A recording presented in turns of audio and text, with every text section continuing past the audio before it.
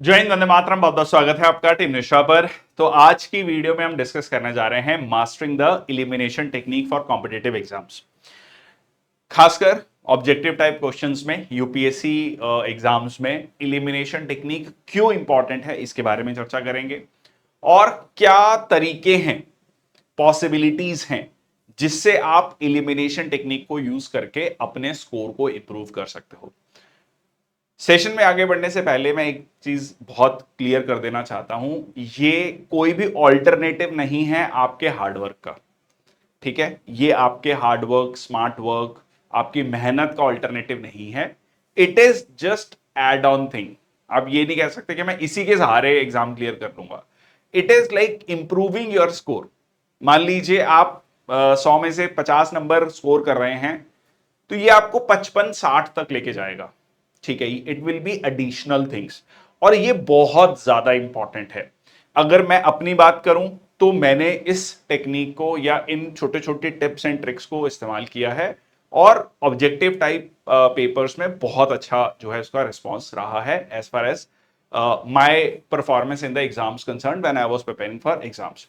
ठीक है, UPSC exams, civil services, ठीक है, clear the UPSC civil services prelims in my very first attempt. ठीक है, चलो तो यहां पर हम कुछ उन टेक्निक्स को डिस्कस करेंगे। सबसे पहले हम ये समझ लेते हैं कि भाई क्यों इंपॉर्टेंट है। ठीक है जी, सो इंपॉर्टेंट इसलिए है क्योंकि जितने भी कॉम्पिटेटिव एग्जाम्स हैं, civil services, CDS, CAPF, NDA और बाकी भी जो कॉम्पिटेटिव एग्जाम्स हैं यूपीएससी के, उसमें 1/3 नेगेटिव मार्किंग है। अगर आप गलत करके आ रहे हैं, बहुत बार ऐसा होता है कि बहुत सारे बच्चे बहुत अच्छा स्कोर करते हैं, सिर्फ नेगेटिव मार्किंग की वजह से वो रह जाते हैं, कुछ मार्क्स की वजह से। कई बार ऐसा होता है, बच्चे भेजेंगे कि कट ऑफ इतनी थी, देखिए हमारे मार्क्स 1 नंबर 2 नंबर, इस तरीके से जो है वो रह जाते हैं प्रीलिम्स में, यूपीएससी सिविल सर्विसेज प्रीलिम्स में या सीएपीएफ में, सीडीएस में। तो it is very important to master this technique obviously. अच्छा, यूपीएससी के एग्जाम्स में आप कोई भी एग्जाम दे रहे हैं, खासकर ऑफिसर लेवल पर, यूपीएससी ऑब्वियसली आपका group A and group B के लिए है। उन एग्जाम्स में अगर आप देखोगे तो होता क्या है कि ये बाकी एग्जाम्स के लिए भी एप्लीकेबल है। यूपीएससी एग्जाम्स में खासकर आप देखोगे तो बहुत कम ऐसा होगा कि आपको एग्जैक्ट आंसर पता हो। मान लीजिए अगर आप, मैं एग्जांपल लेता हूं, यूपीएससी सिविल सर्विसेज का 100 क्वेश्चन है, तो हो सकता है 15-20 क्वेश्चन ही हो, मतलब ये भी मैं बहुत अच्छा नंबर बोल रहा हूं, जिसका आंसर बिल्कुल स्पेसिफिक आपको पता है कि ये इसका आंसर है। उसके बाद आप इलिमिनेशन टेक्निक को ही इस्तेमाल करते हैं अपने स्कोर को इंप्रूव करने के लिए। ठीक है जी, so elimination improves odds even if you are unsure. Again basic चीज है कि अगर आप इस तरीके से दो ऑप्शंस इलिमिनेट कर पाते हैं, तो जहां आपकी प्रोबेबिलिटी 25% की है, 4 में से एक क्वेश्चन सही, 25% प्रोबेबिलिटी, 1/4, वहां आपकी प्रोबेबिलिटी 50% हो जाएगी क्वेश्चन ठीक करने की। ठीक है, और ऑब्वियसली कई बार आप फाइनल जो है सही क्वेश्चन आंसर तक भी पहुंच जाते हैं using this elimination technique. Okay, अब बेसिक एलिमिनेशन स्ट्रेटजीज हैं कि कुछ चीजें आपको ध्यान में रखनी है।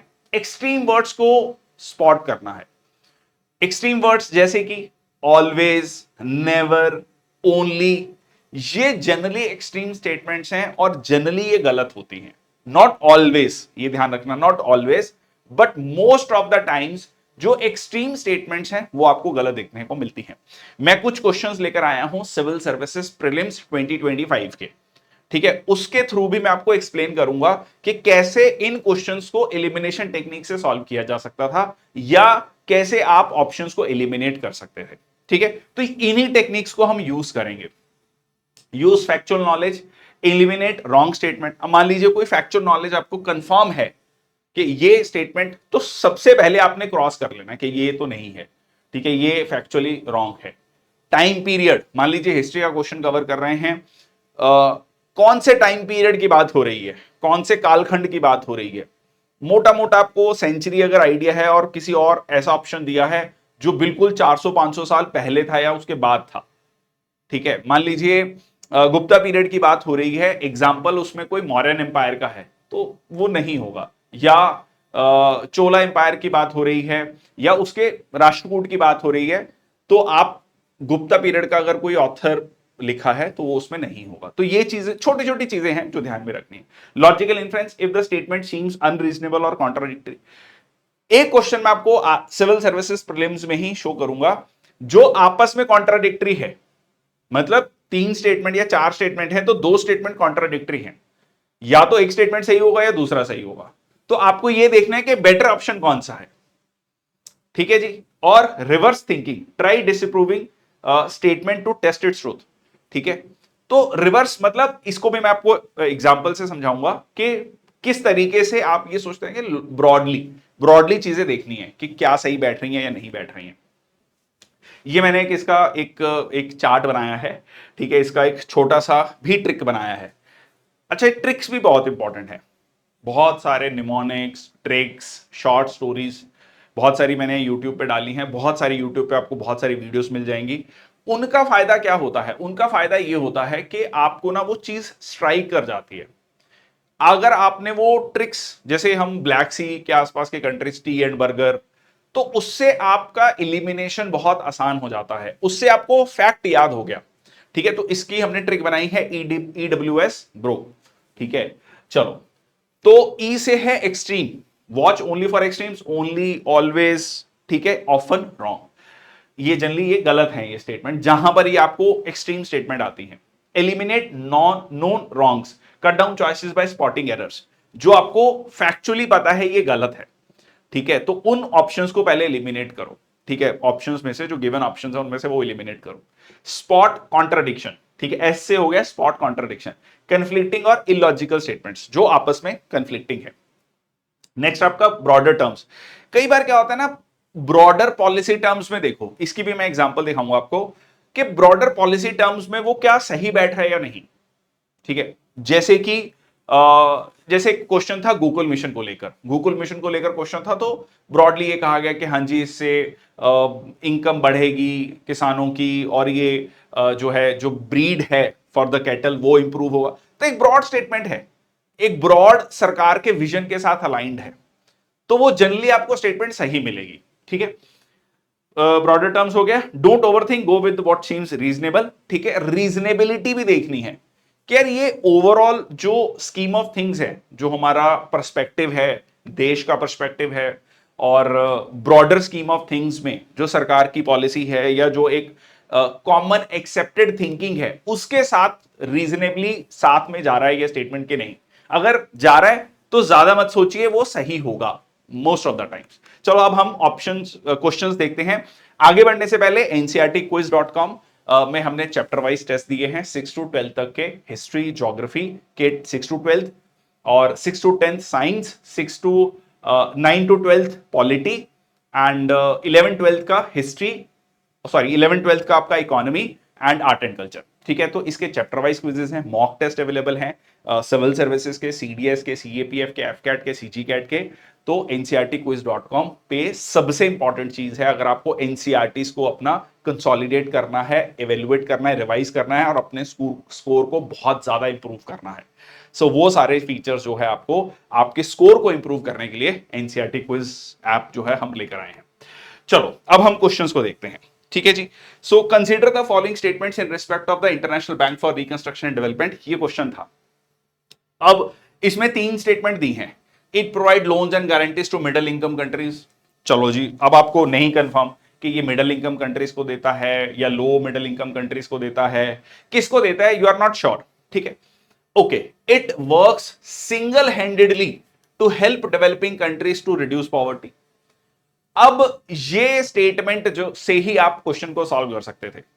ये स्टेटमेंट अपने आप में एक्सट्रीम स्टेटमेंट है। क्या पूरी दुनिया में सिर्फ यही एक ऑर्गेनाइजेशन है IBRD जो डेवलपिंग कंट्रीज को गरीबी कम करने में मदद कर रहा है? लॉजिकली सही नहीं बैठ रहा स्टेटमेंट। क्या पूरी दुनिया भर में एक ही ऑर्गेनाइजेशन होगा जो like single headedly to help developing countries to reduce poverty? अगर हम वर्ल्ड बैंक ग्रुप में भी 5 ऑर्गेनाइजेशन के बारे में बात करें तो भी बाकी ऑर्गेनाइजेशंस हैं। ठीक है, IFC है, इंटरनेशनल फाइनेंस कॉर्पोरेशन है, इंटरनेशनल डेवलपमेंट एसोसिएशन है। सो ब्रॉडली ये सही नहीं है। अगर ये सही नहीं है, सेकंड स्टेटमेंट सही नहीं है, ये क्रॉस हो गया, ये क्रॉस हो गया, ये क्रॉस हो गया, ऑप्शन ही एक बचा।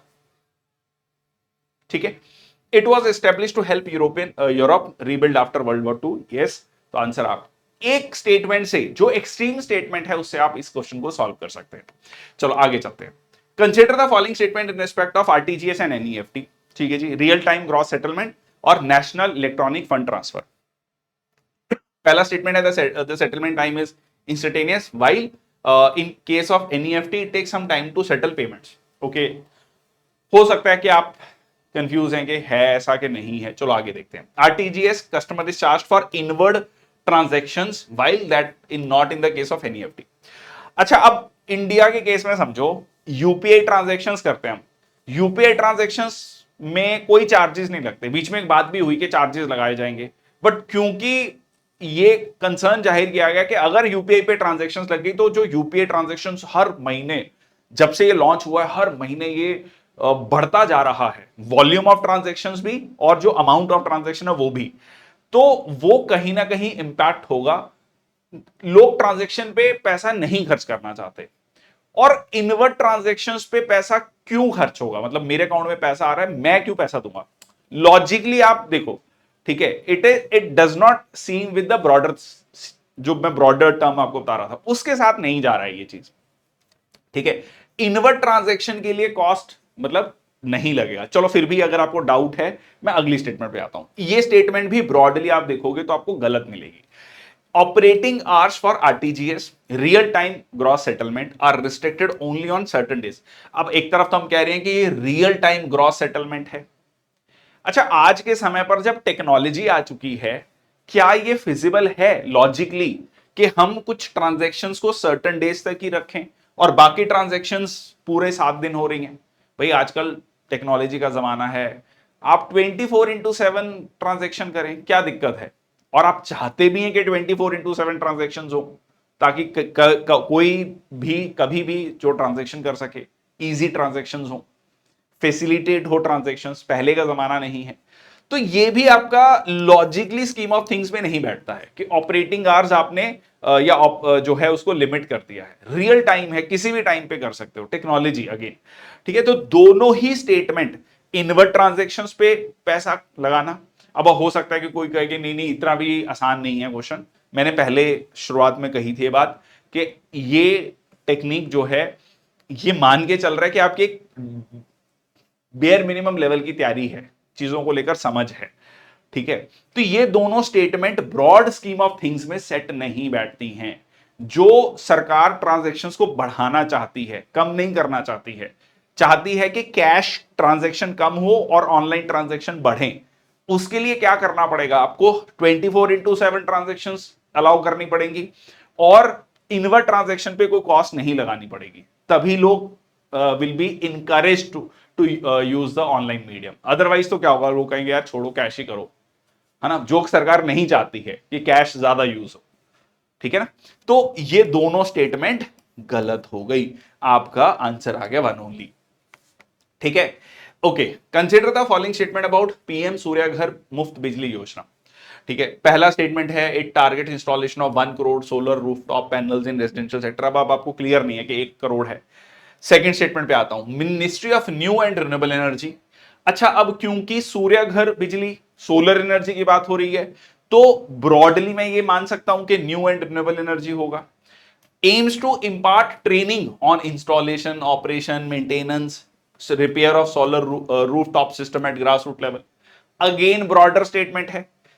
अगर हम कहें कि सिर्फ जो सोलर रूफटॉप है वो लगाना है, वो लगाना ही इंपॉर्टेंट नहीं है, इंपॉर्टेंट ये भी है भाई उसकी इंस्टॉलेशन। लोग भाई जो भी आएगा उसमें हमें लोगों को ट्रेन करना है कि वो इंस्टॉल अच्छे से कर सकें, उसको ऑपरेट, उसकी मेंटेनेंस अच्छे से कर सकें। इससे दो चीजें हो रही हैं, एक तो सोलर एनर्जी को हार्नेस भी कर रहे हैं और बहुत सारे लोगों को नौकरियां भी मिल रही हैं। तो ब्रॉडर स्कीम ऑफ थिंग्स में सेट बैठ रही है। सरकार क्या चाहती है कि एनर्जी भी प्रोड्यूस हो जाए, आप कोल बेस्ड एनर्जी को कम भी कर लें और लोगों को नौकरियां भी मिल जाए। दोनों चीजें सेट हो रही हैं। ठीक है जी, दोनों स्कीम ऑफ थिंग्स पे सेट बैठ रही है चीज। It aims to create more than 3 lakh skilled man power through fresh skilling and upskilling. उनको आप स्किल्स दे रहे हो, अपस्किल कर रहे हो under component of capacity building. ठीक है, कैपेसिटी बिल्डिंग, लोगों को जो है सशक्तिकरण करना उनका। तो ये भी अब आपको, you may not be knowing कि 3 लाख है, 5 लाख है, बट ऑप्शन पे आ जाते हैं। अगर सेकंड स्टेटमेंट सही है, ठीक है, तो ये क्रॉस हो गया, ठीक है, चलो एक स्टेटमेंट मेरा क्रॉस है तो सेकंड सही है, थर्ड भी ब्रॉडली मेरा अगर सही है तो सेकंड एंड थर्ड ये क्रॉस हो गया, तो आई एम लेफ्ट विद वन। अच्छा, फर्स्ट स्टेटमेंट भी ब्रॉडली, अगेन यहां पे हमारा एटलीस्ट दो ऑप्शन आ गए, ठीक है, हो सकता है कि इसमें 2 करोड़ होता, ठीक है, 50 लाख होता, ठीक है, वहां पर है डाउट, बट हमने एटलीस्ट जो है यहां पर दो स्टेटमेंट मेरी सही हैं, तो मैंने यहां पर दो ऑप्शन एलिमिनेट कर ली, कंफर्म एलिमिनेट कर ली, ठीक है। क्योंकि अगर मान लो 3 लाख ये वाला गलत होता तो 1 और 2, ठीक है, ये वाला ऑप्शन, तो ये इस तरीके से मैंने अपनी ऑप्शंस को एलिमिनेट किया ब्रॉडर स्कीम ऑफ थिंग्स के साथ। With reference to Constitution of India, if an area is declared as schedule area under the 5th schedule, state government loses its executive power in such areas and a local body assume the total administration. Again, extreme statement, extreme statement. अगर local body ही सारी administration ले लेगा, अपने control में ले लेगा, तो फिर स्टेट गवर्नमेंट क्या कर रही है जी वहां पे? फिर तो उसको हम स्टेट गवर्नमेंट ही कह देंगे, फिर तो स्टेट गवर्नमेंट ही होगी ना, एक स्टेट ही होगी फिर तो। उसका ओवरऑल एडमिनिस्ट्रेशन आप कहोगे नहीं नहीं लेजिस्लेचर नहीं है उसका अपना, कुछ मामलों में वो अपने कानून भी बना सकता है, स्टेट के एडमिनिस्ट्रेशन ही नहीं है, फिर उस स्टेट में एरिया क्यों रखा हुआ आपने? तो एक्सट्रीम स्टेटमेंट है, गलत, ठीक है। तो यहां पर अगर करेक्ट पूछा है तो ये गलत हो जाएगा, ठीक है, बोथ 1 और 2। फिर union government can take over total administration of such areas under certain circumstances. अब ये सर्टन सर्कमस्टांसेस की बात कर रहे हैं कि कुछ सर्कमस्टांसेस, मान लो देश की सॉवरेनिटी पे खतरा आ गया, तो ये सही हो सकता है कि हाँ यूनियन गवर्नमेंट के पास अल्टीमेट पावर है कि वो उस एरिया के एडमिनिस्ट्रेशन को ले ले, अगर उसको लगता है कि हाँ ये एरिया में या तो वायलेंस बहुत ज्यादा हो रहा है, एथनिक वायलेंस हो रहा है, या सॉवरेनिटी पे खतरा है, तो उस तरीके से union government can take in certain circumstances, ठीक है, थोड़ा सा रिस्ट्रिक्ट कर दिया, yes this statement is correct, ठीक है। तो इस तरीके से हमें एलिमिनेशन करना है। Okay, with reference to India consider the following pairs. चलो जी, National Automotive Board, Coir Board, ठीक है, National Centre for Trade Information. अच्छा, अब National Centre for Trade Information, इसमें कॉमर्स एंड इंडस्ट्री है, हैवी इंडस्ट्री है, एमएसएमई है। अब देखो, वाणिज्य मंत्रालय, कॉमर्स एंड इंडस्ट्री, इसका काम क्या है? देश के ट्रेड को बढ़ाना, देश के एक्सपोर्ट्स को बढ़ाना, इंपोर्ट को कम करना, या ओवरऑल हमारा दुनिया भर के देशों के साथ ट्रेड करना, यही जाकर एफटीए की नेगोशिएशंस करता है। तो ट्रेड की इंफॉर्मेशन किसके पास होनी चाहिए? ट्रेड की इंफॉर्मेशन एमएसएमई के पास होनी चाहिए या कॉमर्स एंड इंडस्ट्री के पास होनी चाहिए?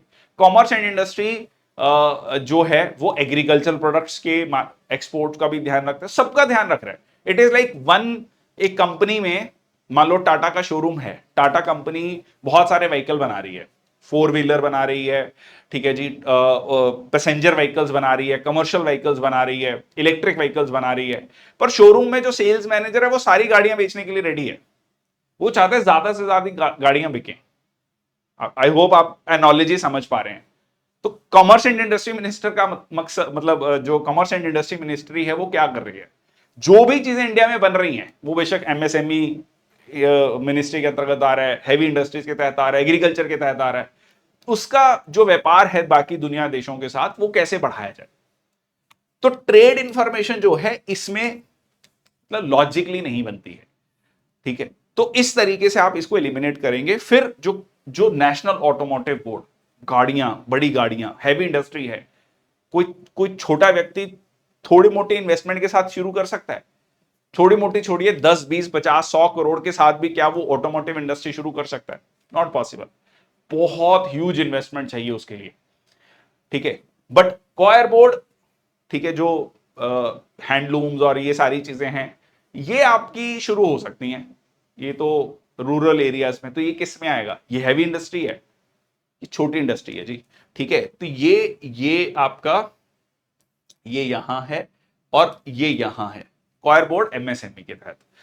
तो लॉजिकली आपको एलिमिनेट करना है ऑप्शंस को, ठीक है। तो अब आपने अगर थर्ड वाला अगर एलिमिनेट कर दिया तो ऑल 3 तो नहीं होगा, ठीक है जी। फिर इस तरीके से आप ऑप्शन में चल सकते हैं, ठीक है। ओके, ठीक है, आगे चलते हैं। दो तीन क्वेश्चन और डिस्कस करूंगा। The idea is just to give you an, मतलब द थिंग कि कैसे आप इलिमिनेट कर रहे हैं क्वेश्चंस को। Panchayat at intermediate level exist in all states, extreme state में, सारी स्टेट्स में जो है तीन लेवल्स होते हैं, तो इंटरमीडिएट लेवल सारी स्टेट्स में है। Again extreme statement, possibility of it is wrong, ठीक है, ज्यादा है, ये गलत स्टेटमेंट है, ठीक है जी। अच्छा आगे चलते हैं। To be eligible a member of panchayat at the intermediate level a person should attain a age of 30 years.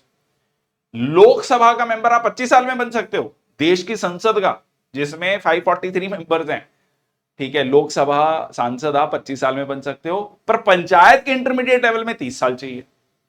विधानसभा का मेंबर आप 25 साल में बन सकते हो, पर इसमें 30 साल चाहिए। लॉजिकली नहीं सेट बैठ रहा, ठीक है। तो इसमें क्या है, 21 साल। तो अगर आप वो समझ उसके साथ रिलेट कर पा रहे हैं कि नहीं यार 30 साल तो बहुत ज्यादा हो जाता है, हमें यंग युवा चाहिए, तो लोकसभा और विधानसभा में हमने 25 साल रखा हुआ है, ठीक है, तो दिस इज रॉन्ग, ठीक है। अगर अच्छा पहली स्टेटमेंट रॉन्ग थी तो ये क्रॉस, ये क्रॉस, ये क्रॉस, आपको सेकंड और थर्ड स्टेटमेंट पढ़ने की भी जरूरत नहीं। अगर आपने पहली स्टेटमेंट रॉन्ग कर दी कि panchayat at intermediate level exist in all state, तो आपका ऑप्शन ही एक बच रहा है, 2 और 3, ठीक है। पर ये 2 और 3 नहीं है क्योंकि नॉट करेक्ट पूछा है, ठीक है, नॉट करेक्ट पूछा है, तो ये गलत, ये गलत। और chief minister constitute to review the financial, यहां पर चीफ मिनिस्टर नहीं है, ठीक है। तो आंसर क्या हो गया इसका, इसका आंसर हो गया 1 2 3, क्योंकि नॉट करेक्ट पूछा है, ये ध्यान रखना, ठीक है। तो ये गलत, ये गलत।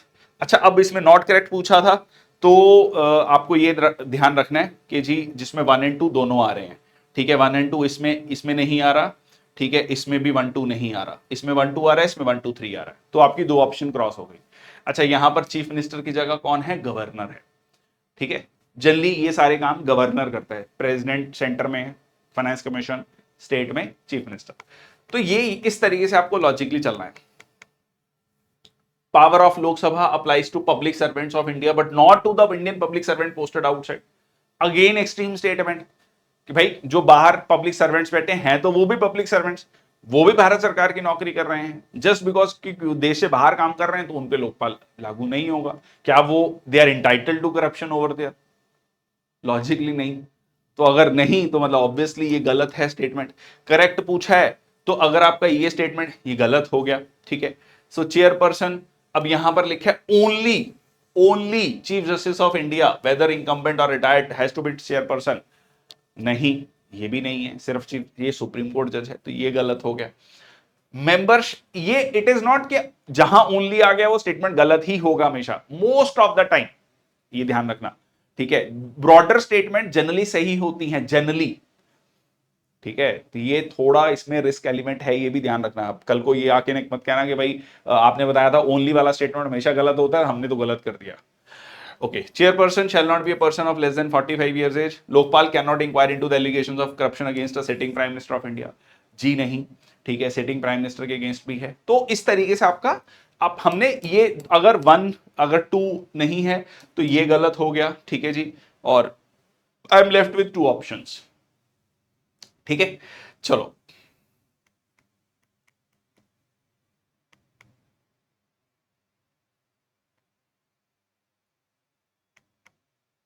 विच of the following are the sources for the reserve bank of India. Reserve bank of India के सोर्स ऑफ इनकम क्या है, ठीक है। अब इन सारी ऑप्शन में से may be you get confuse, but एक पॉइंट देखो, लेंडिंग टू प्राइवेट कंपनीज। भाई प्राइवेट कंपनीज को अगर आरबीआई लेंड करेगा तो ये जो इतने सारे जो बैंक खोल रखे हैं हमने, वो क्या कर रहे हैं जी, SBI, PNB, HDFC, ICICI, Axis Bank, है ना, दुनिया भर के शेड्यूल्ड कमर्शियल बैंक्स हैं, अब और कैटेगरी ऑफ बैंक्स भी हैं। तो वो कंपनीज को लोन देंगे या आरबीआई लोन देगा, RBI is banker to bankers, ठीक है, हम कहते हैं। तो ये स्टेटमेंट लॉजिकली रॉन्ग है। अगर ये स्टेटमेंट आपकी लॉजिकली रॉन्ग है, ये गलत हो गया, ये गलत हो गया, आपका दो ऑप्शन क्रॉस हो गई, ठीक है। यहां पर 4 है, यहां पे 4 है, ठीक है। अब आपका बचा 1 2 1 2 5। अब आपको समझ आ गया कि यार फर्स्ट दो स्टेटमेंट, अच्छा selling government bond foreign currency, अच्छा लास्ट वाला स्टेटमेंट भी सही है क्योंकि जो करेंसी नोट्स आरबीआई छापता है, फेस वैल्यू अलग है, मार्केट वैल्यू अलग है, तो बीच का जो गैप है वो एक तरीके से आरबीआई की इनकम है, यस। तो 1 2 5। तो एक ऑप्शन से सिर्फ lending to private companies, bankers bank, तो इससे मैंने आइडिया लगा लिया कि मेरा दो ऑप्शन मैंने क्रॉस कर लिया। ठीक है जी, okay. Circular economy reduces the emission of green house gases, so reduce, reuse, recycle, yes circular economy. ठीक है, ब्रॉडली ये स्टेटमेंट तो सही है। ये तो circular economy reduces the use of raw material as inputs, exactly that is the idea कि भाई वेस्ट टू वेल्थ की हम बात करते हैं, तो जो एक चीज का वेस्ट है वो आगे किसी चीज के लिए रॉ मटेरियल का काम कर सकता है। तो rather than throwing it away we can use it as a raw material and to produce a new good. Yes that is the idea. Circular economy reduces wastage in the production. ये दोनों statement अपने आप में it is like एक दूसरे को कॉरोबोरेट कर रही हैं, एक दूसरे को कॉम्प्लीमेंट कर रही हैं। ठीक है, तो ये स्टेटमेंट सही है, use of raw material reduces the use of raw material as inputs, और इससे वेस्टेज कम होगा। तो दोनों ही स्टेटमेंट एक दूसरे को सपोर्ट कर रही हैं, कॉम्प्लीमेंट कर रही हैं, दोनों सही हैं और दोनों इसको सपोर्ट, इसको एक्सप्लेन कर रही हैं। ठीक है जी, चलो। Rashtriya Gokul mission, upliftment of poor as majority of low producing indigenous animals are with small. अब ये भी आपका ब्रॉड अगर स्टेटमेंट देखोगे तो सही बैठ रहा है आपका। अच्छा, अगला आप देखोगे promote indigenous cattle and buffalo. ये क्यों इनिशिएट किया गया है? ताकि जो हमारी देसी कैटल और बफेलो रेयरिंग और कंजर्वेशन है साइंटिफिक और holistic.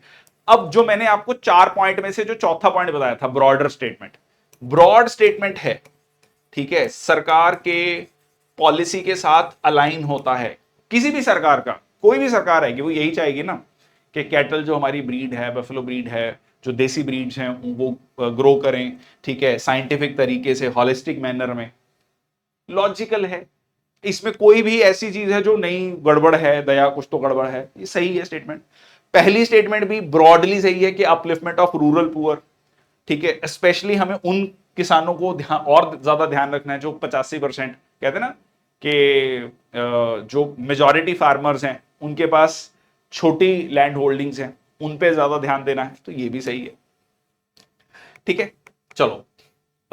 all type of UAVs can do vertical, all type of UAVs can do automated, all types, है ना, एक्सट्रीम, तीनों ही एक्सट्रीम स्टेटमेंट हैं। सारे UAVs जो हैं वर्टिकल लैंडिंग कर सकते हैं, ऑटोमेटेड होवरिंग कर सकते हैं। सारे के सारे UAVs battery only as a source of power supply. ठीक है, तो तीनों ही एक्सट्रीम स्टेटमेंट है, तीनों ही गलत हैं। अच्छा, लास्ट क्वेश्चन है।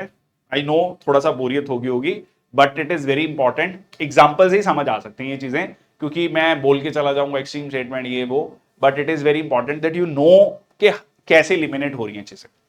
अब देखो, लास्ट क्वेश्चन है, rain forest produce more oxygen than that produce by the ocean. ठीक है, रेन फॉरेस्ट ज्यादा ऑक्सीजन प्रोड्यूस करता है। चलो जी, सेकंड स्टेटमेंट, मेरीन फाइटोप्लैंक्टन्स। तो मेरीन फाइटोप्लैंक्टन मतलब समुद्र में रहने वाले जो प्लांट्स हैं, फोटोसिंथेसिस करते हैं, photosynthesis, planktons plants and photosynthetic bacteria produce about 50% of the world's oxygen.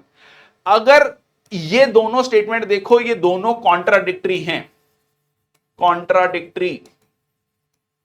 अगर पहली स्टेटमेंट सही है तो दूसरी सही नहीं होगी, दूसरी सही है तो पहली सही नहीं होगी। क्यों? क्योंकि अगर मेरीन फाइटोप्लैंक्टन और photosynthetic bacteria 50% world oxygen produce कर रहा है, तो फिर रेन फॉरेस्ट जो है, भाई ऑक्सीजन सिर्फ रेन फॉरेस्ट तो प्रोड्यूस कर नहीं रहे, जो डेसिडुअस फॉरेस्ट हैं, मॉइस्ट डेसिडुअस, ड्राई डेसिडुअस, वो भी तो ऑक्सीजन दे रहे हैं। आपके घर में गार्डन जो है, छोटे से मान लीजिए 2 पौधे रखे हुए हैं, 2 छोटे छोटे प्लांट्स हैं, वो भी तो ऑक्सीजन दे रहे हैं। तो ऐसा तो है नहीं कि सारी ऑक्सीजन रेन फॉरेस्ट ही आ रही है, जो लैंड पे प्लांट्स हैं। ठीक है, तो अगर ये 50% है तो रेन फॉरेस्ट 50% से कम होगा, और अगर रेन फॉरेस्ट 50% से कम है तो ओशन से। तो दोनों कॉन्ट्राडिक्टरी हैं स्टेटमेंट। तो आपको यह समझना है कि इनमें से कौन सा स्टेटमेंट सही है। इनमें से ये गलत है, ये सही है। ठीक है, अब आप ऑप्शंस में भी देख सकते हो 1 और 2 अब करेक्ट पूछा है। ठीक है, एंड 1 और 2, 1 और 3, none of the above statement is correct. So well oxygenated surface water contains several times, नहीं, ये भी आपका गलत है। तो कहने का मतलब यहां पर आपका जो स्टेटमेंट है वो 2 ओनली। अगर आपका फर्स्ट स्टेटमेंट आपने गलत कर दिया तो ये 2 ऑप्शन गलत हो गए। अब आपका ऑप्शन बचा 2, बी या D, none of the above statement is correct. ठीक है जी। तो यहां से अब मतलब मोटा मोटा मैं आपको यहां पर जो ये बताना चाह रहा हूं कि दोनों स्टेटमेंट कॉन्ट्राडिक्टरी हैं। ठीक है जी। चलिए, तो ये था आज का सेशन एलिमिनेशन का। कुछ बच्चों का ये कह लीजिए डाउट था या उनका ये रिक्वेस्ट थी कि इसको लेकर एक वीडियो बनाई जाए। मैंने एक वो EWS ब्रो करके एक कोड बनाया है। 5 चीजें हैं जो आपको ध्यान में रखनी है। एलिमिनेट करनी है एक्सट्रीम स्टेटमेंट्स को, आपने कॉन्ट्राडिक्टरी चीजें देखनी है, ब्रॉडर स्टेटमेंट्स देखनी है, आपने जो रॉन्ग है, फैक्चुअली रॉन्ग है, उसको एलिमिनेट कर देना है। तो आपने उस तरीके से ऑप्शन पे पहुंचना है। You may not know the correct answer reading the question, but you can doing the elimination. अच्छा ये गलत हो गया, अच्छा ये नहीं, ये 2 ऑप्शन चली गई या एक ऑप्शन चली गई। इस तरीके से आप अपने आंसर तक पहुंच सकते हैं। ठीक है जी। I hope the video serves the purpose. आपको कुछ चीजें समझ आई होंगी और बहुत बहुत धन्यवाद। Thank you so much. जय हिंद, वंदे मातरम।